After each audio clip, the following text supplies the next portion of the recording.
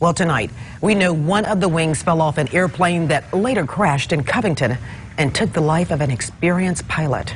Lance Hooley died Saturday when the single-passenger aircraft crashed in a cotton field near Covington's airport. Local 24's Annette Pegler joins us live in the studio now. And Annette, what else have you found out? Well, hi there, Katina. A preliminary report on this crash is expected in about 10 days. The aircraft Hooley was flying is currently at an undisclosed location. NTSB investigators will be in Covington for the next 2 days, looking over that plane to salvage any evidence for their investigation. The Covington Municipal Airport is in Claudette Cross's backyard. Cross says she saw Lance Hooley flying his plane often there. Just about every weekend.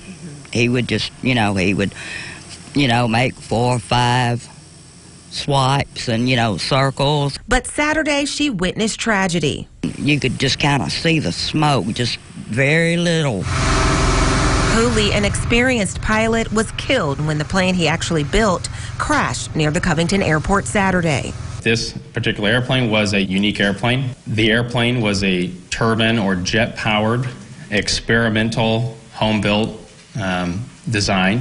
The NTSB says a witness saw the Jet Easy model plane take off from the airport, and as Hooley was doing a low pass, the plane's left wing detached. Shortly after, the plane crashed and caught fire. Sad. He built that plane himself. And it's just, make sad for people, somebody that enjoyed doing stuff like that, to have their life end. The NTSB says Hooley was certified to fly the plane.